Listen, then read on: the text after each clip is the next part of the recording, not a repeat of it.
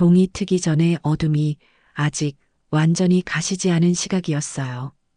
5년째 같은 날, 같은 시간에 반복하는 길이었죠. 15분쯤 걸었을까요? 강 회장의 발걸음이 멈춰 섰습니다. 아들 강민우의 묘비가 눈앞에 나타났기 때문이에요. 그런데 뭔가 이상했습니다. 묘비 앞에 싱싱한 노란 장미 세 송이가 가지런히 놓여 있었어요. 30년간 함께해 온 박 비서는 회장의 팔을 살짝 부축했지만 강 회장은 고개를 저으며 손을 뿌리쳤어요. 괜찮네. 혼자 갈 수 있어. 그의 목소리는 낮고 쉬어 있었습니다. 지팡이를 짚은 강 회장은 익숙한 듯 묘역의 좁은 길을 따라 걸어 올라갔어요.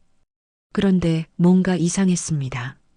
묘비 앞에 싱싱한 노란 장미 세 송이가 가지런히 놓여 있었어요. 강 회장의 눈썹이 꿈틀거렸죠. 박 비서. 예, 회장님. CCTV 확인해 보게. 박 비서가 고개를 끄덕이며 휴대폰을 꺼내 묘역관리사무소에 전화를 걸었습니다. 강 회장은 무릎을 꿇고 아들의 묘비 앞에 앉았어요. 차가운 대리석에 손을 얹자 5년 전 그날의 기억이 파도처럼 밀려왔죠. 교통사고 소식을 듣고 병원으로 달려갔을 때 이미 아들은 숨을 거둔 뒤였습니다. 마지막 인사도 마지막 대화도 나누지 못했어요. 강 회장은 눈을 감고 묵념에 잠겼습니다. 30분쯤 지났을까요? 박 비서가 태블릿을 들고 다가왔어요. 회장님, 영상 받았습니다. 강 회장이 눈을 뜨고 태블릿 화면을 들여다봤죠.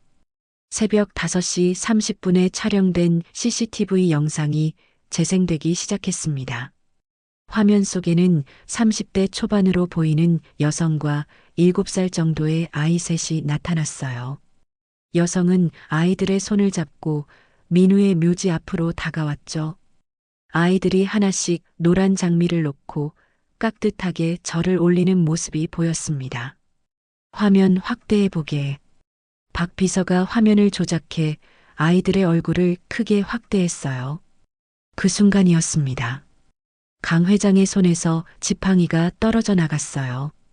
두 남자아이의 얼굴은 어린 시절 민우의 모습을 그대로 복사해 놓은 것처럼 똑같았죠.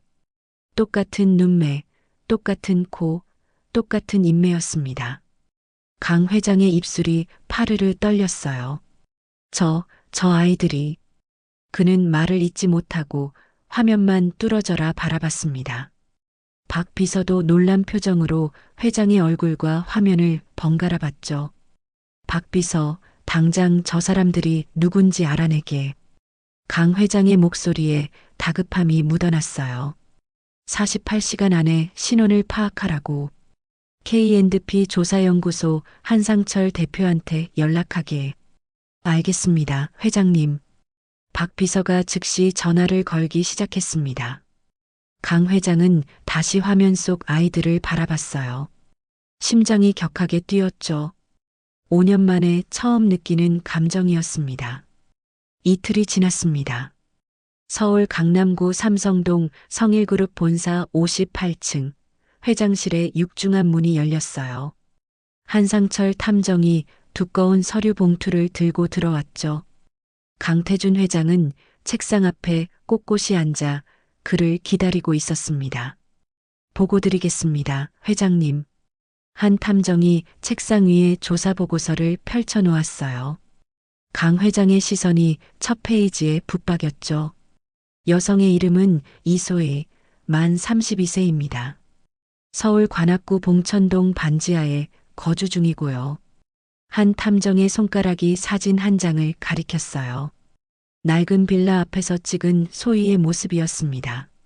생계는 동네 슈퍼마켓 아르바이트로 유지하고 있습니다. 월 소득은 약 180만 원 정도로 파악됩니다. 강 회장의 주먹이 서서히 쥐어졌어요. 한 탐정이 다음 서류를 넘겼습니다.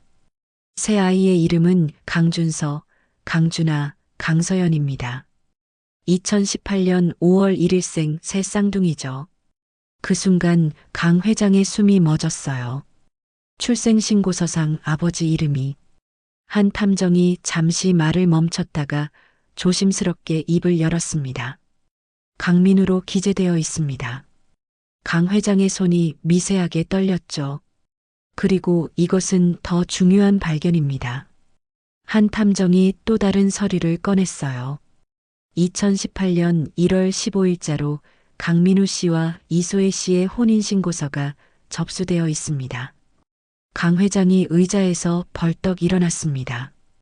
뭐라고? 그의 목소리가 회장실 안에 울려 퍼졌어요. 박 비서가 놀라 회장 곁으로 다가갔지만 강 회장은 손을 저으며 다시 자리에 앉았죠. 한 탐정은 침착하게 보고를 이어갔습니다. 이소혜 씨는 지난 5년간 정부 지원금 신청도 하지 않았고 재벌가에 일체 연락하지 않았습니다. 왜? 그건 알 수 없었습니다. 다만 주변 이웃들 증언에 따르면 이소혜 씨는 매우 자존심이 강하고 독립적인 성격이라고 합니다. 강 회장은 보고서를 한 장 한 장 넘기며 읽어내려갔어요. 손주들이 5년간 반지하 좁은 방에서 자라왔다는 사실이 사진으로 생생하게 담겨 있었죠. 곰팡이 핀 벽, 녹슨 수도꼭지, 낡은 2층 침대였습니다. 강 회장의 가슴 속에서 뜨거운 무언가가 치밀어 올랐어요. 분노인지 자책감인지 알 수 없었습니다. 박 비서, 예, 회장님. 이소혜 씨를 회사로 불러. 알겠습니다. 하지만 강 회장은 고개를 저었어요. 아니, 내가 직접 찾아가겠네. 박 비서가 놀란 표정을 지었지만 아무 말도 하지 않았습니다. 그날 밤 강 회장은 한남동 본가로 돌아왔어요. 저녁 식사도 거른 채 곧장 2층으로 올라갔죠. 5년간 한 번도 들어가지 않았던 민우의 방 앞에 섰습니다. 문손잡이를 잡은 손이 떨렸어요. 문을 열자 먼지 냄새가 코를 찔렀죠. 강 회장은 천천히 방 안으로 들어가 책상 앞에 앉았습니다. 서랍을 하나씩 열기 시작했어요. 오래된 다이어리, 대학 졸업 앨범, 명함들이 나왔죠. 맨 아래 서랍을 열었을 때였습니다. 작은 상자 하나가 눈에 들어왔어요. 상자를 열자 사진 여러 장이 나왔습니다. 민우와 소희가 함께 찍은 사진들이었죠. 놀이공원에서, 바닷가에서, 카페에서 환하게 웃고 있는 두 사람의 모습이었어요. 강 회장의 시선이 한 장의 종이에 멈췄습니다. 편지였어요. 아버지께 제가 정말 사랑하는 사람을 만났습니다. 그녀는, 글씨는 거기서 끊겨 있었죠. 미완성 편지였습니다. 강 회장의 눈가에 촉촉한 기운이 맺혔어요. 아들이 자신에게 말하려 했구나. 하지만 용기를 내지 못했구나. 왜? 강 회장은 자신의 평소 모습을 떠올렸습니다. 권위적이고 엄격하고 신분을 따지던 자신의 모습을요. 그의 어깨가 축 처졌어요. 모든 게 자신 때문이었습니다. 다음 날 오후 2시였습니다. 강태준 회장은 평소 입던 검은 정장 대신 회색 캐주얼 코트를 걸쳤어요. 운전기사 없이 박 비서와 단둘이 회장의 개인 차량에 올라탔죠. 목적지는 서울 관악구 봉천동이었습니다. 차는 좁은 골목길을 천천히 들어갔어요. 낡은 빌라들이 다닥다닥 붙어 있는 동네였죠.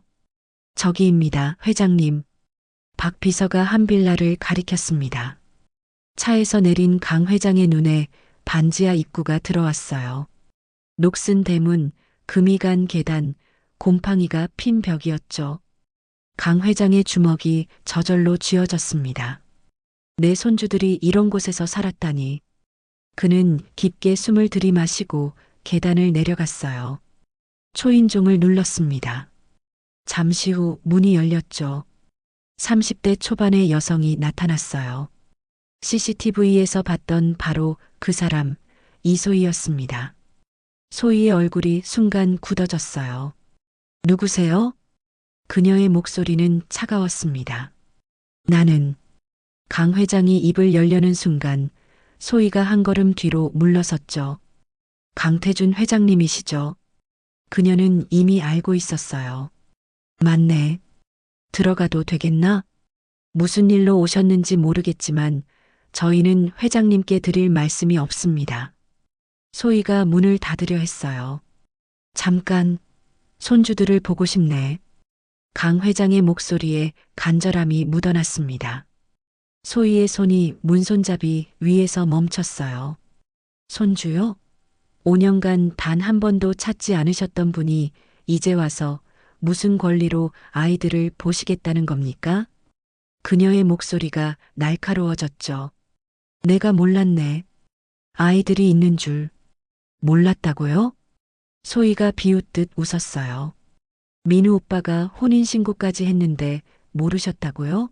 아니면 알고도 모른 척 하신 건 아닙니까? 바로 그때였습니다. 집안에서 아이들 목소리가 들려왔어요. 엄마, 누구야? 3명의 아이가 문 쪽으로 뛰어왔죠. 강 회장의 시선이 아이들에게 고정됐습니다. 두 남자아이는 민우를 그대로 빼닮았고 여자아이는 소희의 얼굴을 닮아 또렷한 이목구비를 가지고 있었어요. 강 회장의 손이 무의식 중에 앞으로 뻗어졌습니다. 얘들아. 하지만 소희가 재빨리 아이들을 뒤로 숨겼어요. 준서, 준아, 서연아. 방으로 들어가. 엄마, 저 할아버지 누구야? 준서가 고개를 빼꼼 내밀며 물었죠. 몰라도 되는 사람이야. 어서 들어가. 소희의 목소리는 단호했습니다. 아이들이 고개를 갸우뚱하며 안으로 들어갔어요. 강 회장은 사라지는 아이들의 뒷모습을 애타게 바라봤죠. 이소혜 씨, 돌아가세요. 내 잘못이었네. 민우가 살아있을 때 자네를 무시했던 것, 평범한 집안 출신이라고 결혼을 반대했던 것 모두 내 잘못이었어. 소희의 눈가에 붉은 기운이 돌았어요. 지금 사과하신다고 5년이 지워집니까? 민우 오빠가 회장님을 찾아가려던 그날 교통사고로 돌아가셨어요. 강 회장의 얼굴이 창백해졌습니다. 저는 홀로 새 쌍둥이를 낳았고 아무 도움 없이 여기까지 버텼습니다. 소희의 목소리가 떨렸죠. 이제 와서 회장님이 필요 없어요. 5년간의 생활비와 양육비를 보상하겠네. 아이들을 위해서라도. 그 말이 끝나기도 전에 소희의 표정이 차갑게 굳어졌어요. 돈이요? 그녀가 비웃었습니다. 역시 재벌은 돈으로 모든 걸 해결하려 하시는군요. 그게 아니라 저와 제 아이들은 회장님의 시혜가 필요 없습니다. 스스로 살아갈 수 있어요. 소희가 문을 확 닫아버렸어요. 쾅 하는 소리가 좁은 골목에 울렸습니다. 강 회장은 닫힌 문 앞에 멍하니 서 있었어요. 박 비서가 조심스럽게 다가왔죠. 회장님, 일단 돌아가시는 게. 강 회장은 고개를 끄덕였습니다. 하지만 발이 떨어지지 않았어요. 문 너머로 아이들의 웃음소리가 희미하게 들려왔죠. 강 회장의 가슴이 먹먹해졌습니다. 일주일이 흘렀습니다. 강태준 회장은 매일 아침 박 비서로부터 한 통의 보고를 받았어요. 이소희와 새 쌍둥이의 일상이었죠. 아이들이 어린이집 버스를 타는 모습, 소희가 슈퍼마켓 앞치마를 두르고 일하는 모습, 저녁에 좁은 식탁에 둘러앉아 식사하는 모습이었습니다. 강 회장은 사진 속 손주들을 하염없이 바라보며 하루를 시작했어요. 멀리서나마 지켜볼 수밖에 없는 현실이 괴로웠죠. 그날도 평소와 다름없는 저녁이었습니다.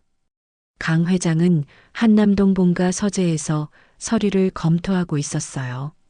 오후 7시 30분 박 비서의 전화벨이 요란하게 울렸습니다. 회장님, 수화기 너머로 들려온 박 비서의 목소리는 다급했어요. 큰일 났습니다. 준서가 어린이집에서 갑자기 쓰러졌습니다. 강 회장이 벌떡 일어났습니다. 지금 서울대병원 응급실로 이송됐다고 합니다. 내 차 당장 준비하게. 강 회장의 외침이 저택 안에 울려 퍼졌어요. 15분 후 그는 병원으로 향하는 차 안에 있었습니다. 평소에는 교통법규를 철저히 지키던 운전기사가 오늘만큼은 속도를 높였죠.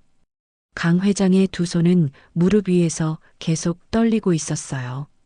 병원에 도착하자마자 응급실로 뛰어갔습니다. 67세의 나이가 무색하게 복도를 달렸죠. 복도 끝에서 소희가 보였어요. 그녀는 벽에 기댄 채 온몸을 떨고 있었습니다. 준하와 서연이 엄마 옆에서 소리 없이 울고 있었어요. 이소혜 씨, 강 회장이 숨을 헐떡이며 다가가자 소희가 고개를 들었습니다. 눈은 벌겋게 충혈되어 있었고 얼굴은 핏기 하나 없이 창백했어요. 준서가, 준서가. 그녀는 제대로 말을 잇지 못했죠. 바로 그때 응급실 문이 열렸습니다. 흰 가운을 입은 의사가 마스크를 벗으며 나왔어요. 보호자분이십니까? 소희가 비틀거리며 의사 앞으로 갔습니다. 제가 엄마입니다. 우리 아들 어떻게 됐어요? 일단 안정은 됐습니다. 하지만 정밀 검사가 필요합니다. 의사의 표정이 무거웠어요.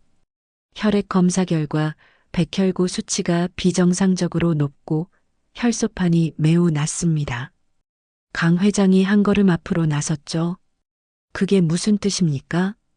의사가 강 회장을 돌아봤어요. 급성 림프 구성 백혈병이 강력히 의심됩니다. 소희의 다리에서 힘이 빠졌습니다. 강 회장이 재빨리 그녀를 부축했어요. 백혈병이요? 소희의 목소리가 떨렸습니다.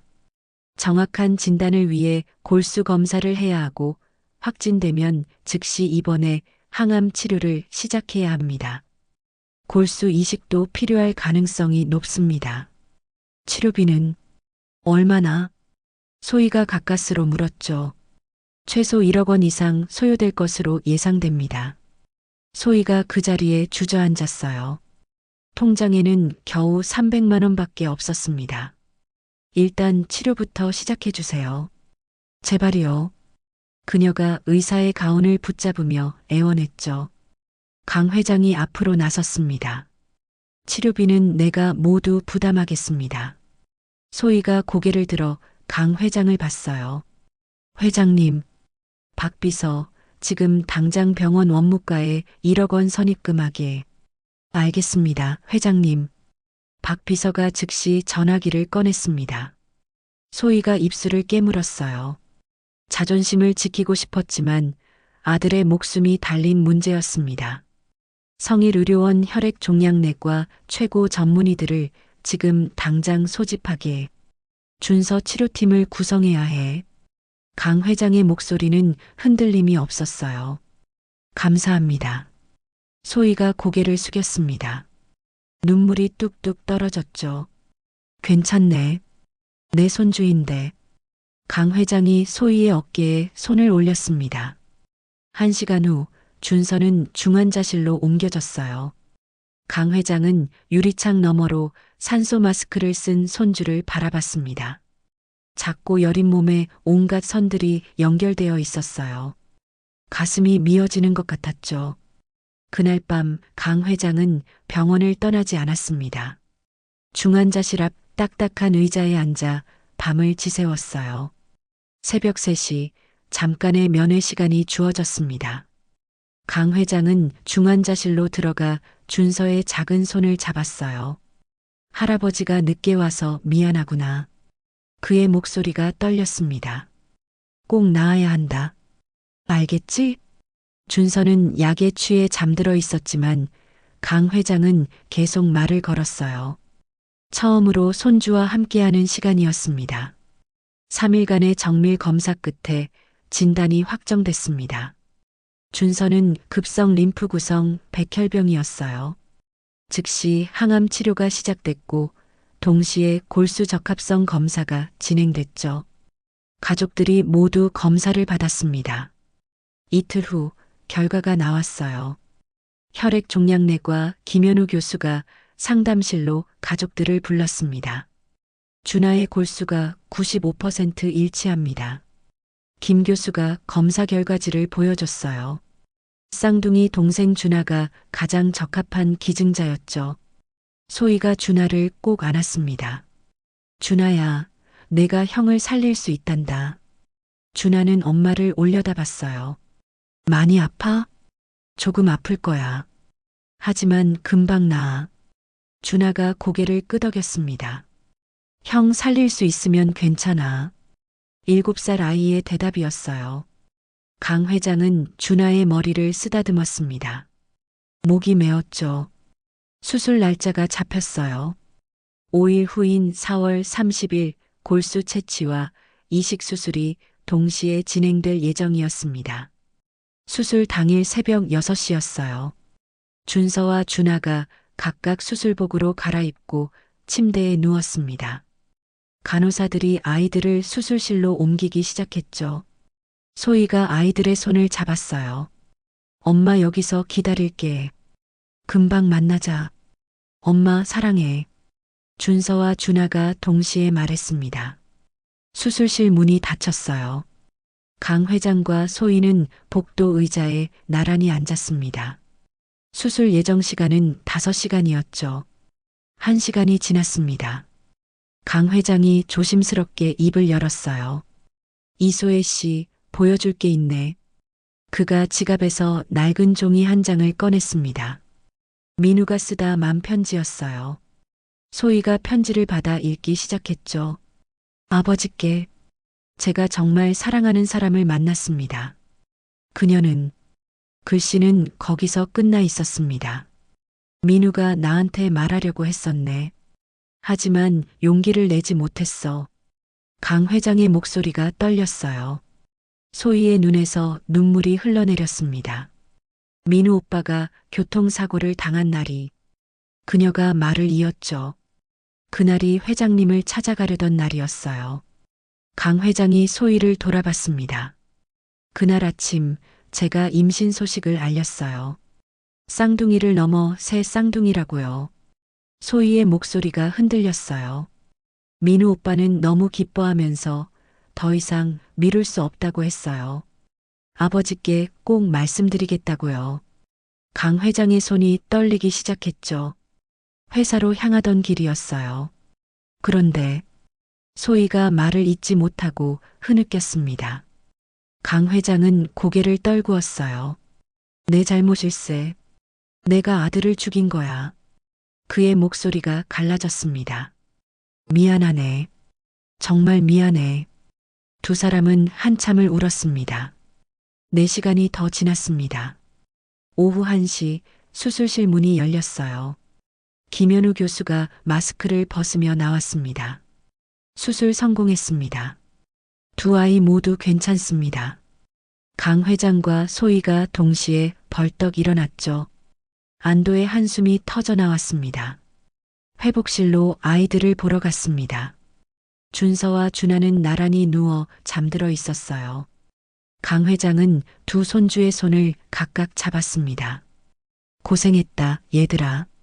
그의 목소리는 부드러웠어요. 하지만 밖으로 나온 후 분위기가 달라졌습니다. 소희가 강 회장을 돌아보며 입을 열었어요. 회장님, 치료비는 정말 감사합니다. 당연한 일이네. 하지만 소희가 잠시 말을 멈췄습니다. 저와 아이들의 삶에는 개입하지 말아주세요. 강 회장이 당황한 표정을 지었어요. 무슨 말인가? 돈으로 모든 것을 해결할 수 있다고 생각하시는 거죠?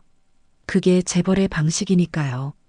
소희의 목소리는 차가웠습니다. 그런 게 아니네. 나는 그저 준서가 퇴원하면 저희는 다시 저희 삶으로 돌아갈 겁니다. 소희가 말을 끊었어요. 회장님과는 거리를 두고 싶어요. 하지만 아이들은 내 손주야. 함께하고 싶네. 강 회장이 애원하듯 말했습니다. 소희는 고개를 돌렸어요. 죄송합니다. 그녀가 병실로 들어가 버렸습니다. 강 회장은 복도에 홀로 남았어요. 손주들을 구했지만 마음은 더 멀어진 것 같았습니다.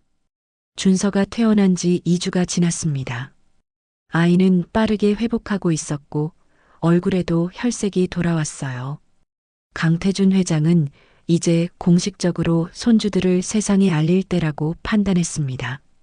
성일그룹 본사 50층 대회의실에 이사진 15명이 모였어요. 회장석에 앉은 강 회장이 서류 뭉치를 펼쳤습니다. 오늘 중요한 발표를 하겠습니다. 제 손주 3명을 공식 후계자로 등재하려 합니다. 순간 회의실이 술렁였어요. 회장의 동생 강태식 부회장이 자리에서 일어났습니다. 형님, 그게 무슨 말씀이십니까? 그의 목소리는 날카로웠어요. 말 그대로네. 내 아들 민우의 자식들이야. 갑자기 나타난 아이들을 어떻게 믿습니까? DNA 검사부터 해야 하는 거 아닙니까? 강태식의 말에 다른 이사들도 고개를 끄덕였죠. 강 회장의 조카 강민재 전무가 끼어들었습니다.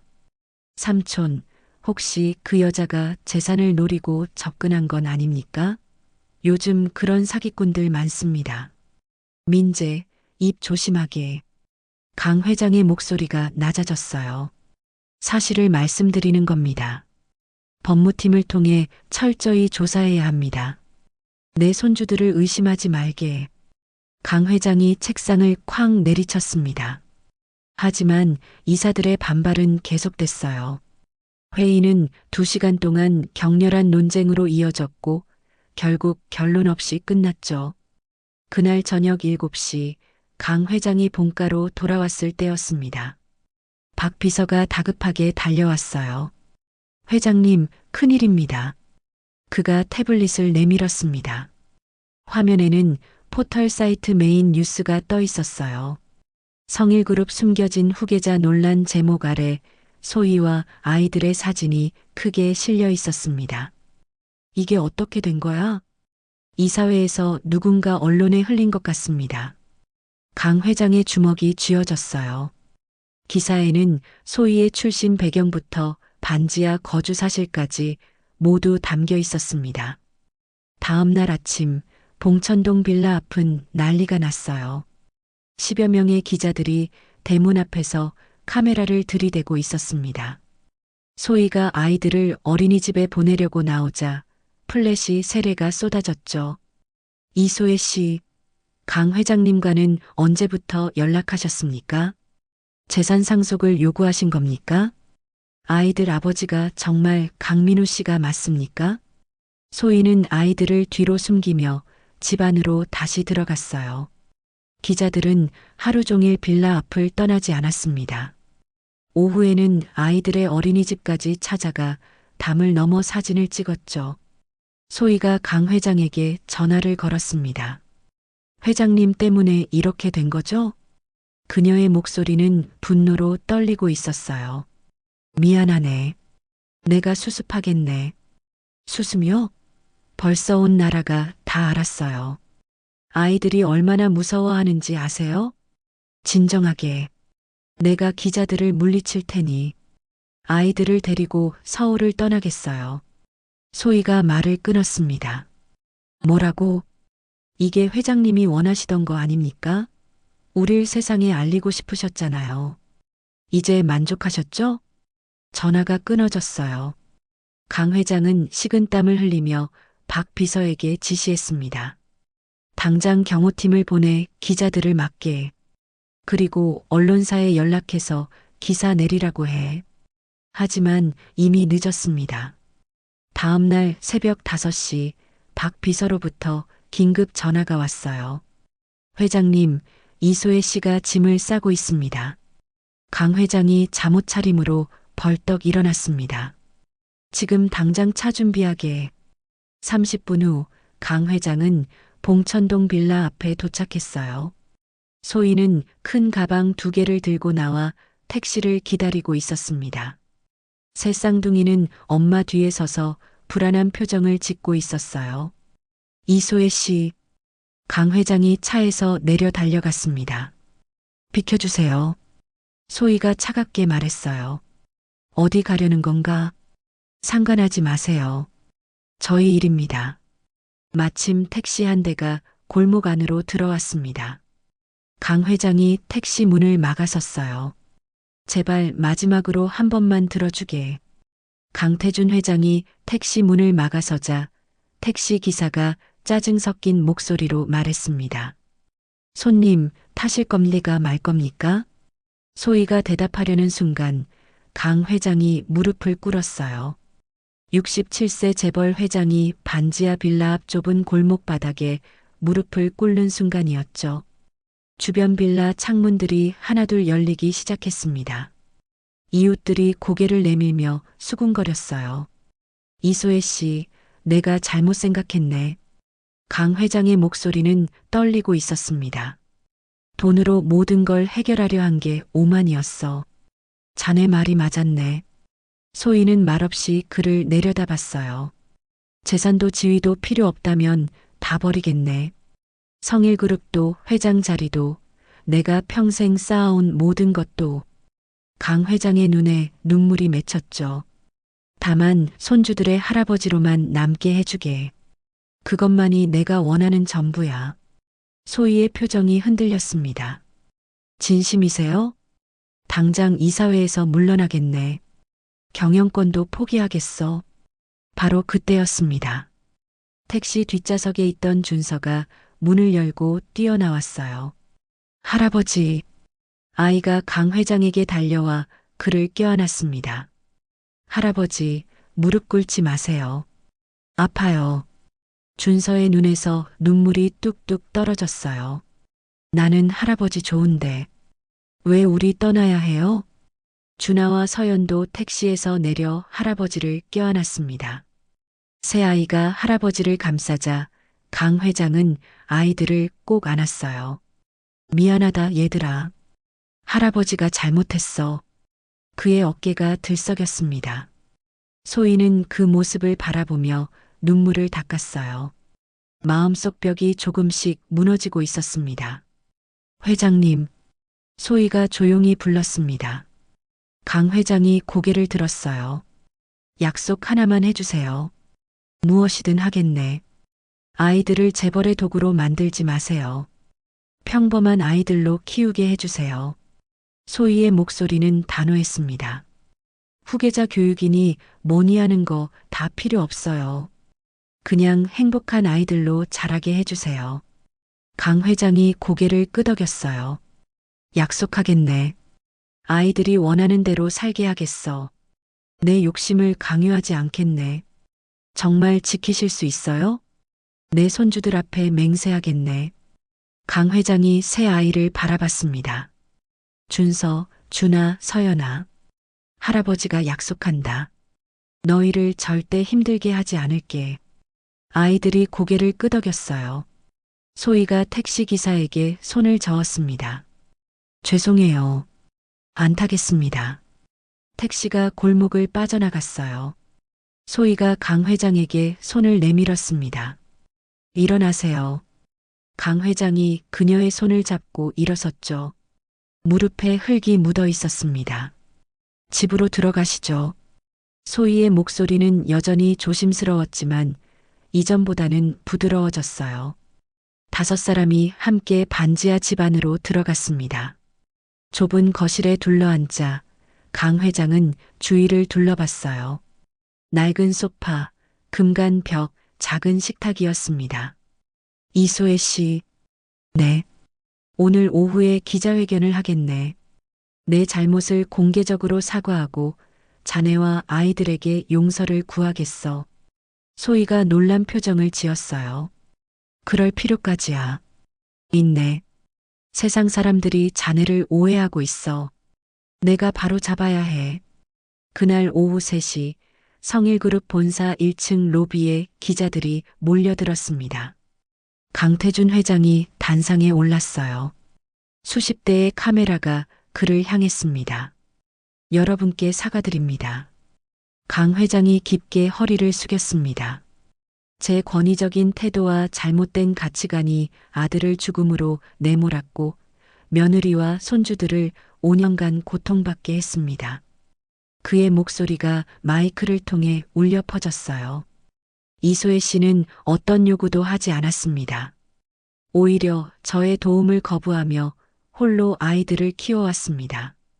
플래시가 터지기 시작했죠. 제가 그녀와 손주들을 찾아간 것입니다. 제발 그들을 괴롭히지 말아 주십시오. 강 회장의 눈에서 눈물이 흘러내렸습니다. 기자회견 영상은 그날 저녁 모든 뉴스에 방송됐어요. 2026년 4월 15일 강민우의 8주기 기일이었습니다. 작년 이맘때와 똑같은 새벽 시간이었지만 모든 것이 달라져 있었어요. 검은색 마이바흐가 용인 선산묘역 입구에 멈춰 섰습니다. 차에서 내린 사람은 강태준 회장 혼자가 아니었어요. 이소희와 8살이 된 새 쌍둥이가 함께였습니다. 할아버지, 여기 길 미끄러워요. 조심하세요. 준서가 할아버지의 손을 잡았어요. 서연이는 반대편에서 할아버지 팔을 붙잡았고 준하는 엄마 손을 꼭 쥐고 있었죠. 5사람은 천천히 묘지를 향해 걸어 올라갔습니다. 1년 전 강 회장이 혼자 걸었던 그 길이었어요. 민우의 묘비 앞에 도착하자 눈앞에 아름다운 광경이 펼쳐졌습니다. 묘비 주변으로 노란 장미 화단이 만발해 있었어요. 작년 봄 소희가 직접 심은 장미였죠. 와, 아빠 꽃 진짜 예쁘다. 서연이가 감탄사를 터뜨렸습니다. 아이들은 각자 준비해 온 것들을 묘비 앞에 놓기 시작했어요. 준서는 학교에서 받은 표창장을 펼쳐 보였습니다. 아빠, 나 반장 됐어. 친구들이랑 사이좋게 지내라고 선생님이 뽑아주셨어. 준하는 도화지에 그린 가족 그림을 놓았어요. 할아버지, 엄마 그리고 새 쌍둥이가 손을 잡고 있는 그림이었죠. 하늘 위에는 웃고 있는 아빠가 그려져 있었습니다. 아빠, 우리 행복해. 아빠도 행복하지? 서연이는 편지 한 장을 꺼냈습니다. 아직 서툰 글씨로 빼곡하게 적혀 있었어요. 아빠, 보고 싶어요. 하지만 괜찮아요. 할아버지가 아빠처럼 우릴 사랑해 주거든요. 강 회장은 두꺼운 앨범 한 권을 펼쳐 놓았습니다. 1년간 손주들과 함께 보낸 시간이 담긴 사진들이었어요.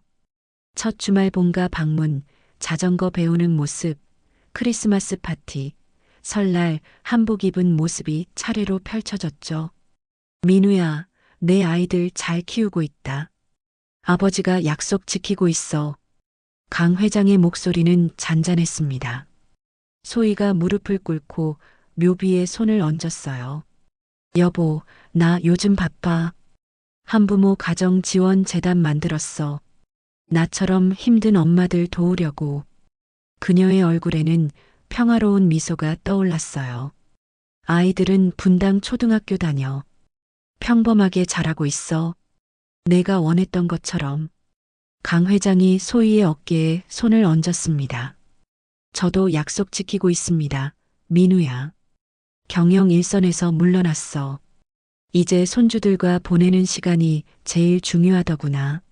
준서가 할아버지를 올려다봤어요.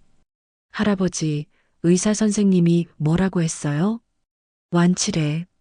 내가 이제 완전히 건강하대. 강 회장이 준서의 머리를 쓰다듬었습니다. 1년 전 그토록 위험했던 손주가 이제는 건강하게 뛰어다니고 있었어요. 5사람은 묘비 앞에 나란히 섰습니다. 박 비서가 카메라를 들고 사진을 찍었어요. 하나, 둘, 셋. 김치. 아이들의 밝은 웃음소리가 묘역에 울려 퍼졌습니다. 사진을 찍은 후 5사람은 손을 맞잡고 묘역을 걸어 내려왔어요. 차에 오르기 전 서연이가 뒤를 돌아보며 말했습니다. 할아버지, 아빠가 하늘에서 우리 보고 있죠? 그럼 당연하지. 행복해하고 있을 거예요. 우리 다 같이 웃으니까. 강 회장이 손녀를 안아들었어요. 그래, 내 아빠는 지금 하늘에서 제일 행복할 거야. 차가 출발했습니다. 창밖으로 봄볕이 따스하게 내리쬐었어요. 강 회장은 뒷좌석에서 손주들과 나란히 앉아 있었습니다. 준서가 할아버지 팔에 기대어 졸기 시작했고 준하는 창밖 풍경을 신기하게 바라봤어요. 서연이는 할아버지 무릎에 앉아 동화책을 읽고 있었죠. 소희가 백미러로 뒤를 돌아봤습니다. 강 회장과 눈이 마주쳤어요. 두 사람은 말없이 미소를 지었습니다. 차는 서울로 향했습니다. 오늘 저녁에는 본가에서 온 가족이 함께 식사를 하기로 했거든요. 소희의 어머니 박순자 여사도 초대됐습니다. 1년 전만 해도 상상할 수 없었던 풍경이었어요. 이제 5사람은 진짜 가족이었습니다. 피로 이어졌지만 오해와 상처로 갈라졌던 가족이 용서와 사랑으로 다시 하나가 된 것이었죠. 차 안에 아이들의 웃음소리가 가득했습니다. 강 회장은 창밖을 바라보며 조용히 중얼거렸어요. 민우야, 고맙다. 이렇게 좋은 가족을 남겨줘서. 봄바람이 창문을 스치고 지나갔습니다.